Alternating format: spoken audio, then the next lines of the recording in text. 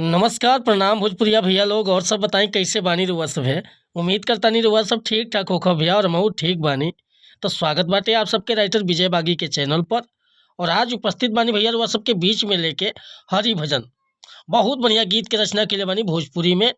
और दिल से बताओ तानी भैया कि अगर एक नया म्यूजिक बनवा के आप बढ़िया से गायकी कर देतानी तो गाना दिल के छू जाई भैया।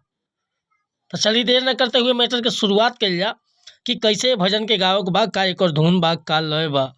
लेकिन वीडियो स्टार्ट कर से पहले भैया एगो बात बतावल चाहब। रउआ अगर नया सिंगर बानी आ सिंगिंग में इंटरेस्ट बा, अच्छा मीटर के तलाश में भटकतानी, बढ़िया गीत नहीं खे मिलत, सही तुकबंदी नहीं खे मिलत, या आपके मन पसंद के मीटर नहीं खे मिलत, तो भैया अगर हमारा चैनल पर आ गए बानी तो सबसे पहले चैनल के सब्सक्राइब कर ली, बेल आइकन प्रेस कर ली, ताकि हर रोज रउआ के नया नया मीटर सुने के, देखे के और गावे के मिलत रही भैया।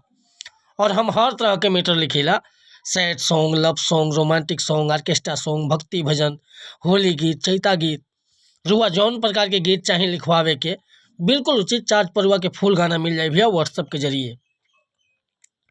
नंबर बात तो हम डिस्क्रिप्शन में डाल दिले बानी। आज के मीटर देखी कैसे गावक बाटे।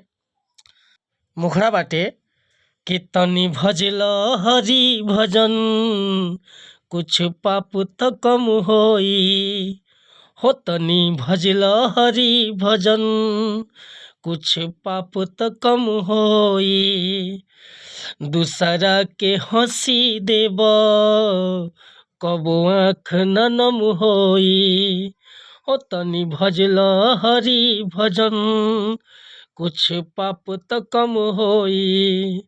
तनी भजल हरि भजन, कुछ पाप तो कम होई।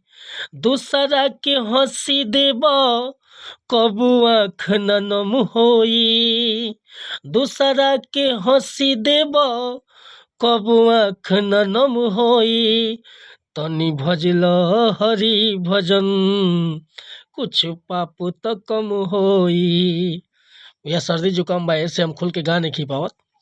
अगर ये मुखड़ा पसंद बा रुआ के फुल गीत लिखवावे के चाहता नहीं तो बिल्कुल उचित चार्ज पर गाना रुआ के व्हाट्सएप के जरिए मिल जाई। व्हाट्सएप के हमारा नंबर बा 8874473128। कोनो प्रकार के मीटर लिखवाओ होखे चाहे नया म्यूजिक बनवाओ होखे, बेहिचक रुआ संपर्क कर सकता नहीं भैया। मिलता नहीं फिर से अगला वीडियो में। अगर वीडियो पसंद आए तो लाइक करब, कमेंट करब, और चैनल पर अगर पहली बार आए तो चैनल के सब्सक्राइब कर ले।